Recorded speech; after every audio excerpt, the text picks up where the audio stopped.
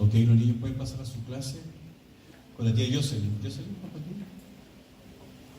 Los niños pueden pasar a su clase.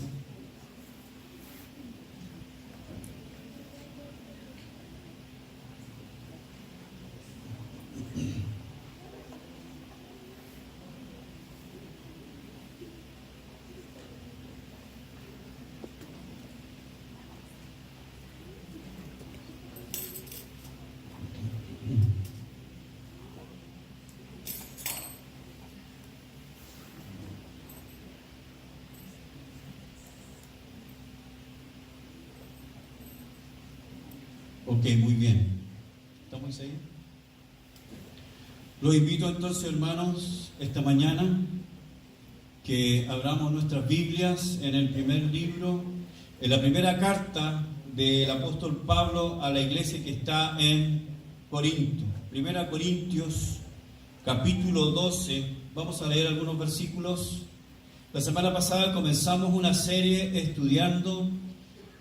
examinando lo que la Biblia enseña acerca de los dones espirituales. ¿Qué dice la Biblia de los dones del Espíritu? ¿Cuántos estuvieron la semana pasada cuando hablamos de los hombres dones? ¿Se acuerdan? Efesios capítulo 4. Vamos a 1 Corintios 12 esta mañana. ¿Lo tiene? 1 Corintios 12, verso 1 dice: no quiero, son palabras de Pablo, no quiero, hermanos, que ignoréis acerca de los dones espirituales. Sabéis que cuando erais gentiles, se os extraviaba llevándoos como se los llevaba a los ídolos mudos. Por tanto, os hago saber que nadie que hable por el Espíritu de Dios llama anatema a Jesús. Y nadie puede llamar a Jesús Señor sino por el Espíritu Santo. Ahora bien, dice el verso 4, hay diversidad de dones, pero el Espíritu es el mismo. Y hay diversidad de ministerios, pero el Señor es el mismo. Y hay diversidad de operaciones, pero Dios, que hace todas las cosas en todos, es el mismo. Pero a cada uno le es dada la manifestación del Espíritu para provecho. Porque a este es dada por el Espíritu palabra de sabiduría, a otro palabra de ciencia, según el mismo Espíritu, a otro fe por el mismo Espíritu, a otro dones de sanidad por el mismo Espíritu.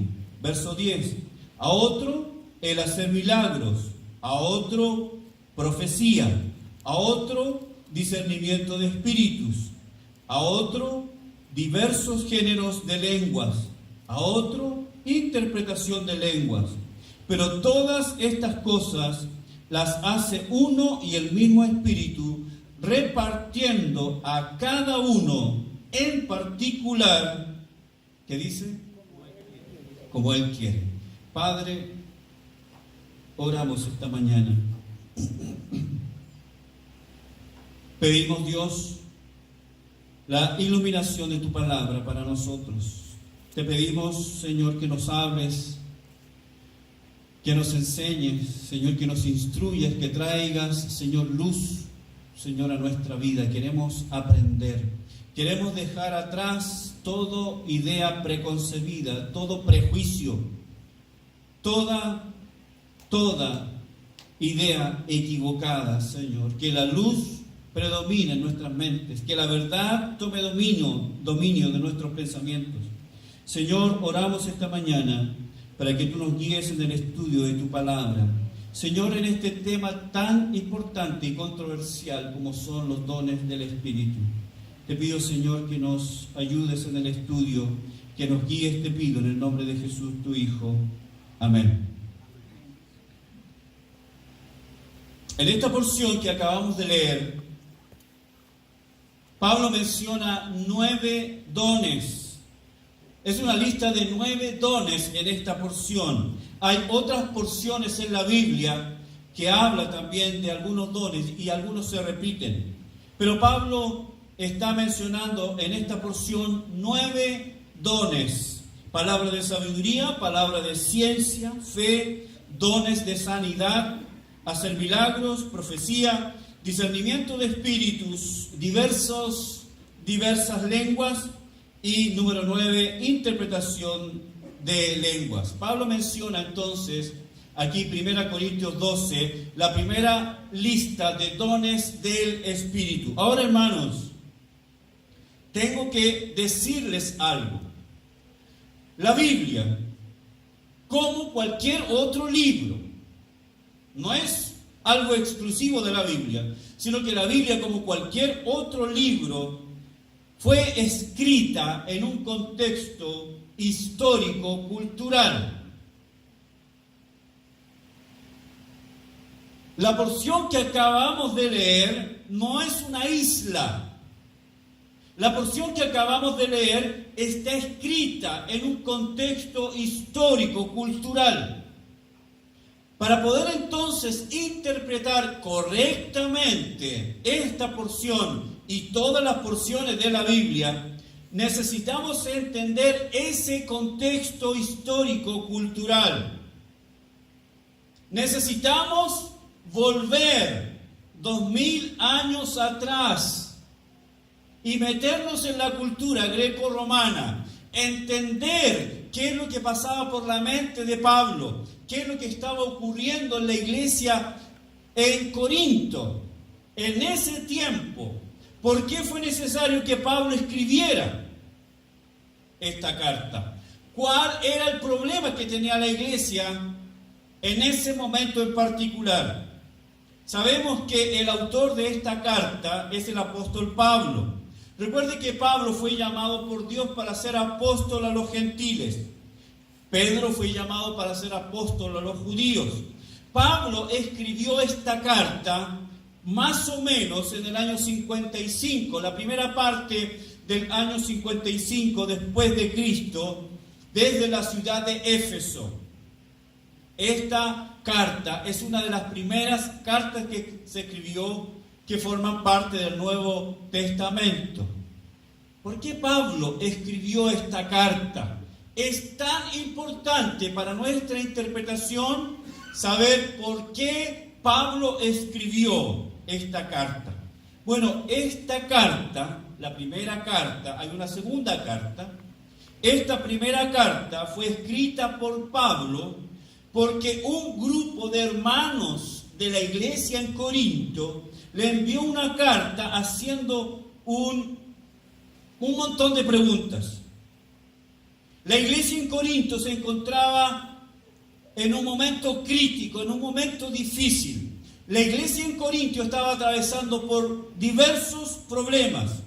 Muchos de sus miembros estaban causando problemas, porque como dije, la iglesia en Corinto en particular y la iglesia cristiana en general estaba inmersa, y esto es muy importante que nosotros lo sepamos. La iglesia de Jesucristo estaba inmersa en la cultura greco-romana. La cultura greco-romana, hermanos, era una cultura pagana. Era una cultura idólatra. Ahora, el cristianismo fue avanzando, el cristianismo fue creciendo.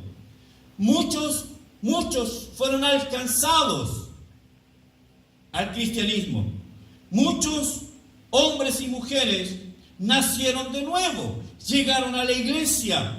Pero el problema es que muchos llegaron con costumbres paganas todavía. Muchos estaban mezclando el culto pagano con el culto cristiano. ¿Aló? Las mezclas, hermanos, nunca han sido buenas. Cuando la iglesia se mezcla con la cultura del mundo, siempre hay problemas. Siempre hay problemas.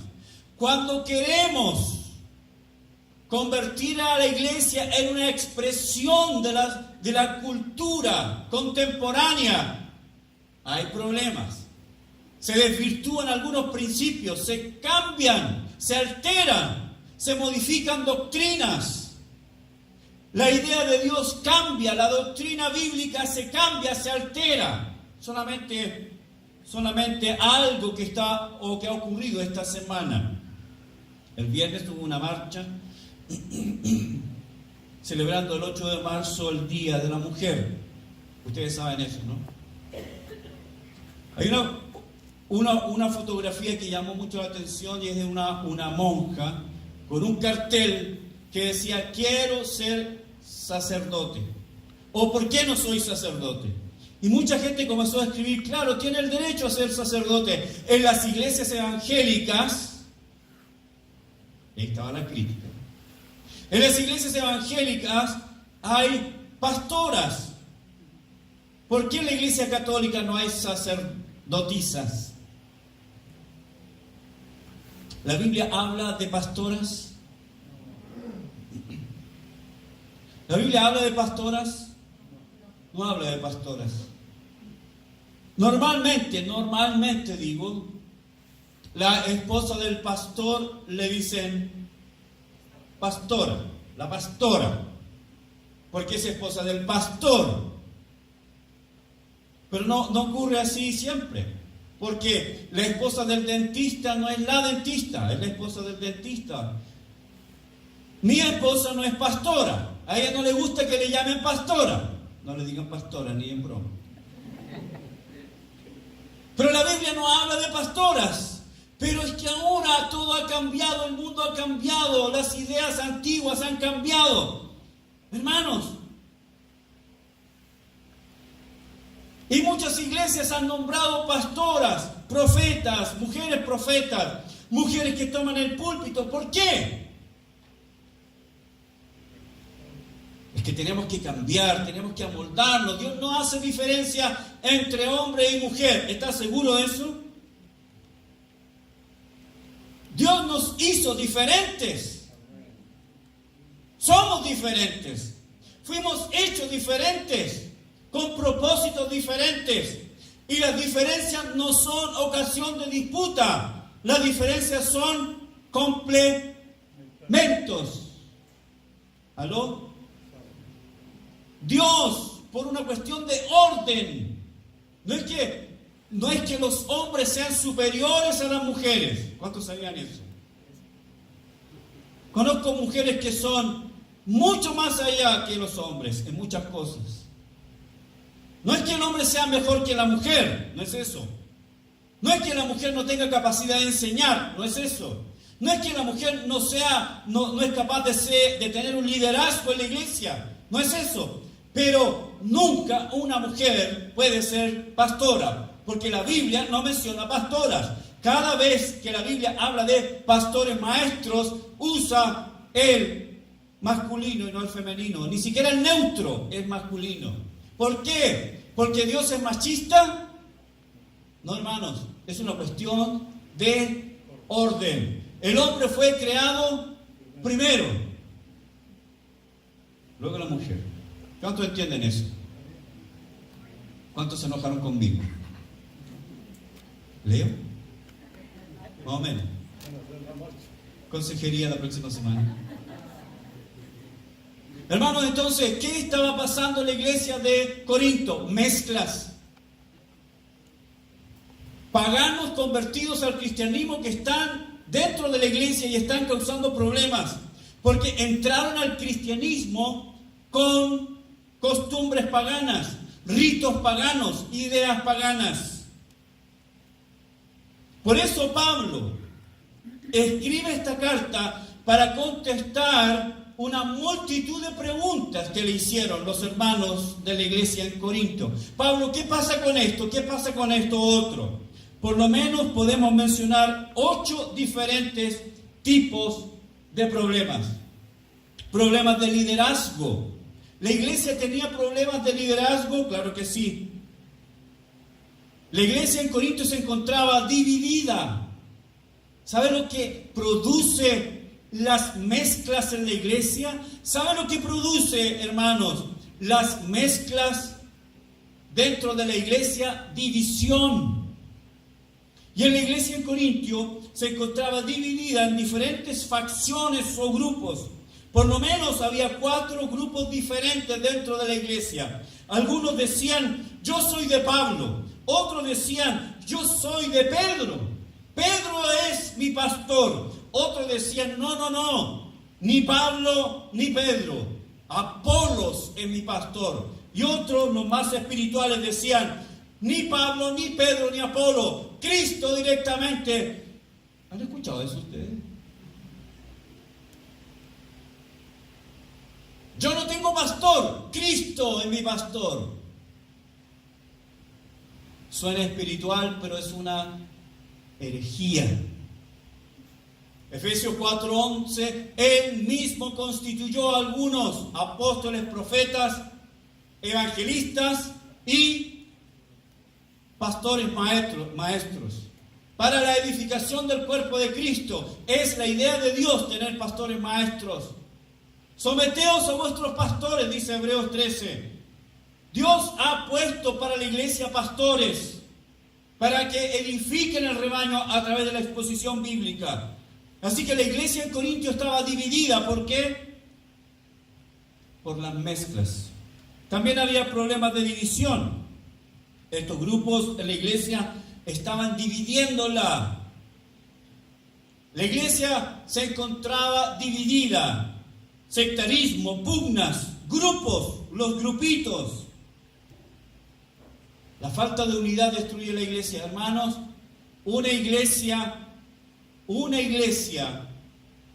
dividida, una iglesia que vive de grupos. Ahora, el problema no son los grupos. El problema es cuando los grupos son herméticos y nadie más. Somos nosotros nomás. Somos nosotros nomás. Nadie más entra. Ese es el problema, el hermetismo. Número 3, problemas de inmoralidad. La iglesia estaba teniendo problemas de inmoralidad. Ustedes saben que la cultura greco-romana no se caracterizaba primordialmente por la moralidad, por la pureza. La cultura greco-romana se caracterizaba principalmente por un alto grado de inmoralidad. Y esta inmoralidad había penetrado a la iglesia. ¿Por qué? Porque de nuevo los estándares de la iglesia bajaron y se comenzaron a mezclar con el mundo pagano. Y en la iglesia en Corintio había un hombre que tenía la mujer de su padre. En otras palabras, mantenía relaciones sexuales con la mujer de su padre. Y Pablo dice que esto ni siquiera se conocía en el mundo pagano. Esto era un escándalo para los paganos, que un hombre tuviera la mujer de su padre, su madrastra. ¿Y qué hacía la iglesia? ¿Qué estaba haciendo la iglesia? Nada. Este hombre vivía a vista y paciencia de todos los miembros de la iglesia, y nadie en la iglesia hacía nada. Nadie en la iglesia le llamaba la atención. Nadie en la iglesia hacía lo que nosotros hemos enseñado, disciplina. ¿Por qué? Principalmente, hermanos, porque a la iglesia le faltaba discernimiento espiritual. Número 4, problemas sociales. Esta iglesia estaba llena de problemas, entre ellos problemas sociales. ¿Por qué? Porque había conflicto entre hermanos, tenían diferencia entre ellos. ¿Y qué estaban haciendo ellos? Estaban yendo a los tribunales humanos para solucionar sus problemas. Y Pablo les escribe esta carta y le dice, ¿cómo es posible? ¿No hay en la iglesia un anciano? ¿No hay en la iglesia alguien que sea maduro espiritualmente para que pueda dirimir entre ustedes, que tienen que llevar acusado al hermano a los tribunales? Eso es un escándalo. Es por eso que Pablo dice, ustedes no saben. En la iglesia debe haber alguien con discernimiento que nos ayude con estos problemas. Y les pregunta, ¿no saben acaso ustedes que nosotros juzgaremos a los ángeles? ¿Sabían eso? Creyentes, juzgaremos a los ángeles. Esto era un escándalo. que los problemas de la iglesia se solucionaran en los tribunales humanos. Pablo pregunta, ¿no hay alguien con discernimiento ahí? Número 5, problemas relacionados con el matrimonio. La iglesia, siendo un grupo humano, estaba compuesto por hombres y mujeres, casados, separados, solteros, viudas. La iglesia también tenía como miembros a ex homosexuales, ex lesbianas, ex prostitutas, ex sacerdotisas. Las mujeres sacerdotisas eran al mismo tiempo sacerdotisas y prostitutas en los templos paganos. Así que la iglesia estaba llena de ese tipo de personas. Entonces preguntan, ¿el matrimonio es legítimo? Capítulo 7. ¿Qué dice Pablo? Por supuesto que sí. El matrimonio es válido. El matrimonio es un vínculo honesto, puro, que debe ser resguardado y protegido. ¿Por qué? Porque la iglesia estaba siendo bombardeada también por el pensamiento gnóstico. El pensamiento gnóstico enseñaba que todo lo que tenía que ver con el cuerpo era malo. Solo valía lo espiritual. Solo valía lo que tenía trascendencia espiritual. Así que no importa lo que hicieras con el cuerpo. Pablo enseña que aquí, en la carta a los Corintios, que el cuerpo es templo del Espíritu Santo. Hermanos, estos problemas estaban causando mucho dolor entre los hermanos de Corintio y con Pablo. Número 6, problemas culturales. La iglesia estaba compuesta tanto de judíos como gentiles. Y ahí en la iglesia donde se mezclaron, se enfrentaron, chocaron las culturas judías y gentiles.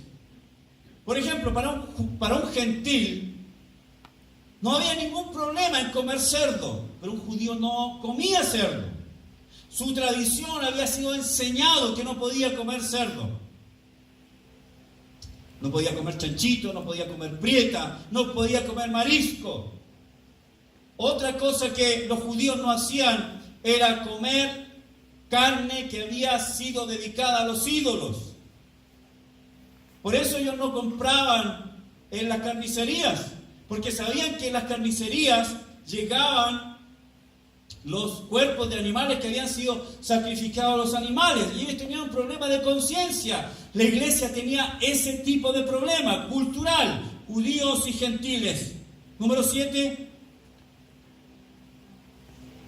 ¿A quién le gustaría ser pastor de la iglesia de Corinto? Con tantos problemas. Número 7. Problemas con la cena del Señor. Pablo escribe esta carta de nuevo explicando lo que era la cena del Señor. Algunos tenían la cena del Señor como una cuestión trivial y trataban a la cena del Señor con tremenda ligereza. Llegaban a la cena del Señor sin prepararse, sin haber confesado sus pecados. Incluso algunos llegaban a la cena del Señor borrachos, despreciando el significado de la cena del Señor. Pablo corrige esta actitud de los corintios, diciendo que algunos hermanos ya duermen. 1 Corintios 11. ¿Por qué dice eso? Porque algunos cristianos habían recibido la disciplina de Dios por menospreciar la Santa Cena. Habían muerto. Dios se los había llevado. Por último, y no es la lista completa, problemas doctrinales. Los hermanos de Corinto preguntaban a Pablo sobre varios temas doctrinales. Entre ellos, en el capítulo 5, Pablo da la respuesta sobre el tema de la resurrección de los muertos. ¿Qué pasa con los muertos? ¿Qué pasa con la resurrección de los muertos? ¿Tendremos otro cuerpo? ¿Será el mismo cuerpo? ¿Qué cuerpo tendremos? Pero los hermanos de la iglesia hacen otra pregunta. Y es el tema que nos convoca esta mañana. Pablo, ¿qué pasa con los dones espirituales? Pablo, explícanos por favor, ¿qué son los dones espirituales? Enséñanos por favor, dinos qué son los dones espirituales. Y Pablo, capítulo 12, capítulo 13 y capítulo 14 de 1 Corintios, él se explaya para tratar el tema de los dones del Espíritu. Antes de seguir,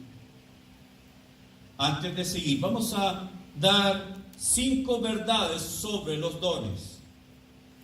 Por supuesto, las vamos a ir tratando, pero quiero que veamos estos 5 puntos referentes a los dones del Espíritu. Primero, número 1, como definición. Podemos decir que los dones espirituales son atributos especiales y soberanos que el Espíritu Santo da a cada miembro del cuerpo de Cristo según la gracia de Dios para ser usados en el contexto de su cuerpo. Esa es la definición de dones del Espíritu. Son atributos especiales y soberanos. ¿A qué se refiere eso? Que no es algo natural. Tenemos que diferenciar entre don y talento. Hay una diferencia. ¿Qué es cantar? El canto. ¿Qué es el canto? Juan Carlos Grandón canta. Eliseo canta en la ducha. Pero ¿qué es cantar? ¿Es un don o es un talento? Es un talento, no es un don. ¿La música es un don o es un talento?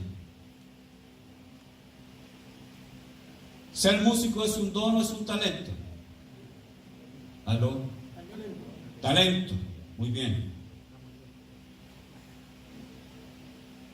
Los dones del Espíritu entonces son atributos especiales y soberanos, eso es muy importante, soberanos, que el Espíritu Santo da a cada miembro del cuerpo de Cristo. Entonces debemos entender de que por lo menos tú tienes un don dado soberanamente, es decir, Dios en su sabiduría, en su soberanía, decidió qué don debes tener tú.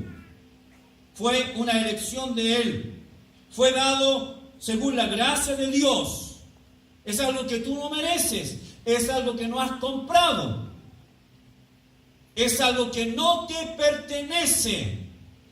Y que fue dado para ser usado en el contexto del cuerpo de Cristo. Los dones son dados a cada creyente soberanamente por la gracia de Dios para ser usados en el cuerpo de Cristo, para beneficio del cuerpo de Cristo. ¿Cuántos me entienden?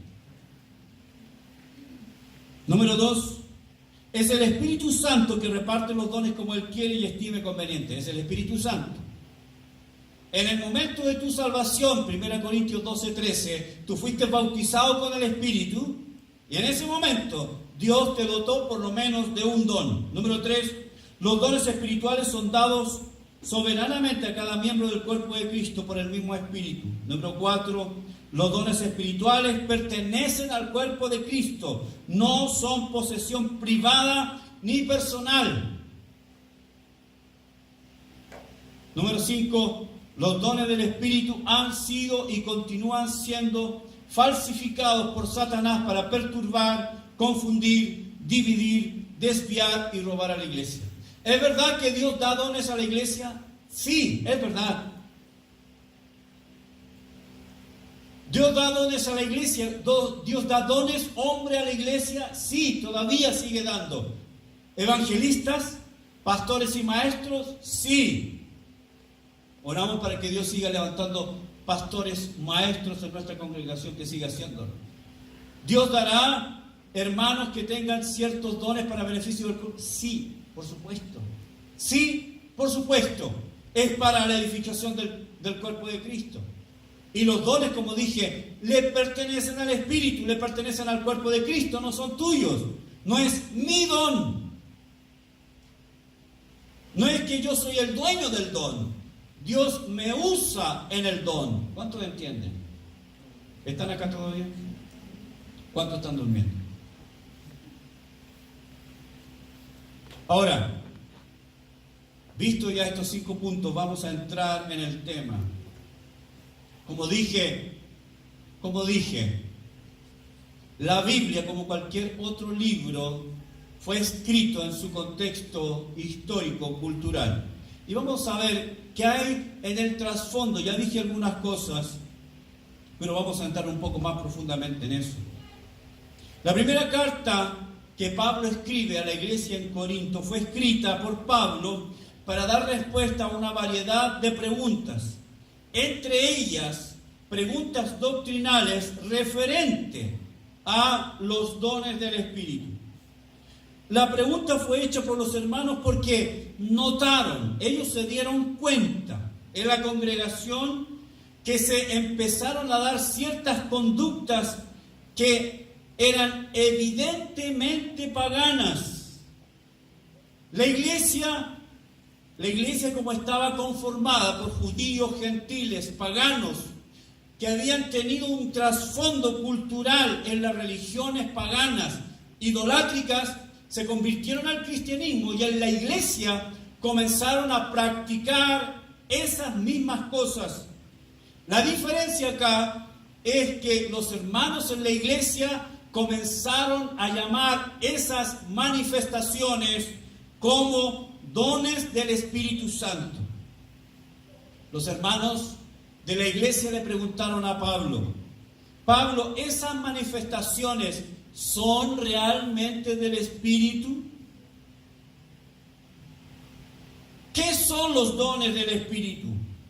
¿Cuántos dones hay? ¿Cada creyente tiene por lo menos un don? ¿Cómo puede una persona saber cuál es su don? ¿Cuántos saben cuál es su don? ¿Sí? ¿Cuántos no saben cuál es su don? Ni lo uno ni lo otro. ¿Saben o no saben? ¿Cuántos no saben, por favor? Tenemos algunos que no saben. ¿Cómo puede una persona saber cuál es su don? Pablo va a contestar eso. ¿Son importantes los dones a nivel personal y a nivel congregacional? Otra pregunta. ¿Los dones son para todas las épocas de la iglesia? ¿O hay dones que cesaron en su funcionamiento? Es una buena pregunta. ¿Todos los dones están vigentes? ¿O hay dones que cesaron? La semana pasada vimos 2 dones que cesaron.